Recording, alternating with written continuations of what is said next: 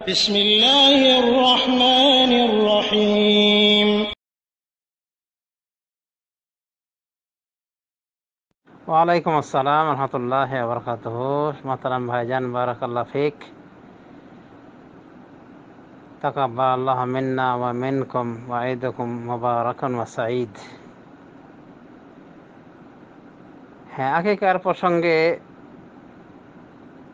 আমরা বলবো যে সুন্নতি তরিকা হলো যে ছেলের পক্ষ থেকে 2টি বকরি ছাগল, মেয়ের পক্ষ থেকে 1টি।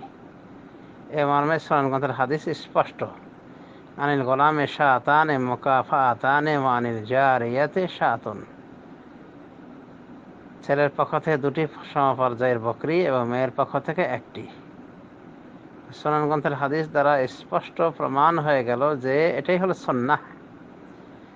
জমহুর উলামায়ে দ্বীন এটাকেই সুন্নাত মনে করেছেন এই হাদিসের অনুকূলে, এই হাদিস অনুযায়ী। তো যদি কেউ ছেলের পক্ষ থেকে 1টি বকরি ছাগল আকিকা দেয়, এই আকিকা আদায় হবে কি হবে না, এই হলো মেন কথা। উলামায়ে দ্বীনের বক্তব্য হলো যে এর মাধ্যমে সুন্নাতটার আংশিক আদায় হলো, সুন্নাতটা আংশিকভাবে আদায় হলো। যেমন জোহরের পূর্বে 4 রাকাত সুন্নাতের ভেতরে যদি কেউ 2 রাকাত পড়ে, তাহলে 2 রাকাত আদায় হয়ে গেল, এবং ওটাও জায়েজ। তো এভাবে সুন্নাতটা আংশিকভাবে আদায় হলো, বা এটাও বলেছেন কেউ কেউ যে এটা খেলাফে সুন্নাত হলো, তবে জায়েজ। জমহুর উলামায়ে দ্বীনের বক্তব্য এটাই। আব্দুল্লাহ বিন ওমর রাদিয়াল্লাহু আনহুমা থেকে বর্ণিত আছে যে তিনি তার ছেলের পক্ষ থেকে 2টি বকরি ছাগল আকিকার স্থলে 1টি বকরি ছাগল আকিকা দিয়েছিলেন, এবং এটি তার থেকে সহিহ সনদে প্রমাণিত যে উনি 1টি বকরি ছাগল দিয়েছিলেন। সুতরাং এ থেকে প্রমাণ হয় যে 1টি বকরি ছাগল দিলেও আদায় হয়ে যাবে,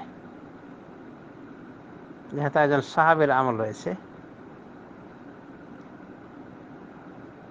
তবে সুন্নাত হলো 2টি বকরি ছাগল দেওয়া। উলামায়ে দ্বীন এটাও ব্যাখ্যা করে বলেছেন যে যদি কেউ আর্থিক অপারগতার কারণে 1টি বকরি ছাগল দিয়ে আকিকা দেয়, তাহলে সে যদি ইচ্ছা করে সুন্নাতটাকে পুরোপুরি আদায় করার, তাহলে সে যখন সচ্ছল হবে তখন এই আকিকা পূর্ণ করবে, অর্থাৎ আরেকটি বকরি ছাগল জবাই করবে। সেটা 1 মাস পার হোক, 2 মাস, 1 বছর, 2 বছর, 3 বছর, 10 বছর, এক কথায় যখন সচ্ছল হবে তখন সে আরেকটি বকরি ছাগল আকিকা হিসেবে করবে। তাহলে তার এই আকিকার সুন্নাতটা আদায় হয়ে যাবে, এভাবে বলেছেন। আর এটাই করা আশা করি তার জন্য উত্তম হবে। তবে জায়েজ রয়েছে, একটা যদি আকিকা করে আর জীবনে যদি কোনো আকিকা না দেয়, এটা জায়েজ। আকিকা মূলত ওয়াজিব নাকি সুন্নাত, উলামায়ে দ্বীনের ভিতরে ইখতিলাফ রয়েছে। ইমাম আহমদ বিন হাম্বল রহমতুল্লাহ আলাইহি থেকে বর্ণনা পাওয়া যায় যে উনি আকিকা দেওয়াটাকে সামর্থ্যবানের উপর ওয়াজিব বলেছেন। পক্ষান্তরে জমহুর উলামায়ে দ্বীন তারা মনে করেন যে আকিকা একটি সুন্নতি ইবাদত, গুরুত্বপূর্ণ সুন্নাহ, যা পরিত্যাগ করা অনুচিত। এই হলো আকিকা করার বিষয়ে কথা।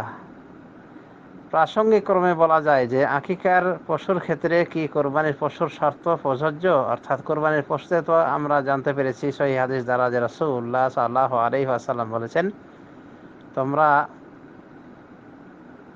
নতুন দাঁত গজানো পশু ছাড়া কোরবানি করো না। লা তাযবাহু ইল্লা মুসিন্নাতান ইল্লা ইয়াসরা আলাইকুম ফাতাযবাহু জাযাতাম মিনাজ যান। তোমরা নতুন দাঁত ওঠা পশু ছাড়া কোরবানি করবে না, একমাত্র কষ্টকর হলে তোমরা 6 মাস পণ্যকারী ভেড়া কোরবানি করবে, জবাই করবে।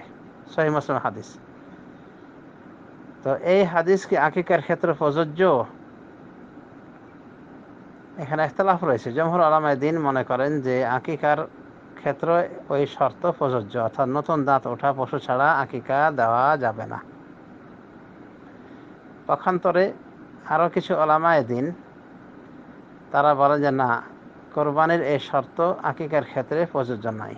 এমনকি কোরবানির কোনো শর্ত এই আকিকার ক্ষেত্রে প্রযোজ্য নাই, কোনো বিধিবিধান আকিকার ক্ষেত্রে প্রযোজ্য নয়। অতএব আকিকার ক্ষেত্রে পশুর নতুন দাঁত না উঠলেও আকিকা চলবে, অসুবিধা নাই। একথাই বলেছেন বহু পূর্বে ইমাম ইবনে হাজম আয-যাহিরি রাহমাতুল্লাহ আলাইহি, এবং এ কথারই প্রবক্তা হলেন বর্তমান জামানার শ্রেষ্ঠ মুহাদ্দিস আল্লামা নাসিরউদ্দিন আলবানী রাহমাতুল্লাহ আলাইহি। তাকেও জিজ্ঞাসা করা হয়েছিল আকিকার পশুর ক্ষেত্রে কি দাঁত গজানো শর্ত কোরবানির মতো? উনি বলেছেন না, এখানে সে শর্ত প্রযোজ্য নয়। এভাবে একাধিক সালাফি বড় বড় আলেম তারা বলেছেন যে এটা শর্ত নয়, কারণ হাদিস এই বিষয়ে নীরব আকিকার ক্ষেত্রে। বরং রাসূলুল্লাহ সাল্লাল্লাহু আলাইহি ওয়াসাল্লাম আমভাবে বলেছেন আনিল গোলামে শাতানে মুকাফাআতানে ওয়া আনিল জারিয়াতি শাতুন, ছেলের সন্তানের পক্ষ থেকে দুটি সমপর্যায়ের বকরি ছাগল, মেয়ের পক্ষ থেকে একটি। অতএব দুটি বকরি ছাগল বলা হয়েছে, দুটি বকরি ছাগল দিলেই সুন্নাত আদায় হয়ে যাবে, ছেলের পক্ষ থেকে, আর মেয়ের পক্ষ থেকে একটি।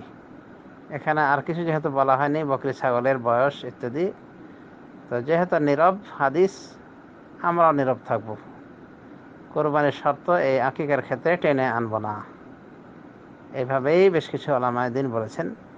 আমরা বলবো যে যদি কেউ নতুন দাঁত ওঠা পশু দিয়ে আকিকা দেয় তো এটা ভালো কাজ, ভালো হবে ইনশাআল্লাহ।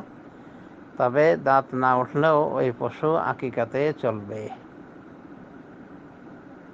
যেমন বেশ কিছু মুহাক্কিক সালাফি উলামায়ে দ্বীন মত পোষণ করেছেন। আশা করি বিষয়টি এতক্ষণ ক্লিয়ার হয়েছে। বারাকাল্লাহু ফীকুম ওয়া আহসানা ইলাইকুম। আমিন। সাল্লাল্লাহু আলা নবী মুহাম্মদ ওয়া আলা আলিহি ওয়া সাহবিহি আজমাইন। আসসালামু আলাইকুম ওয়া রাহমাতুল্লাহি ওয়া বারাকাতুহু।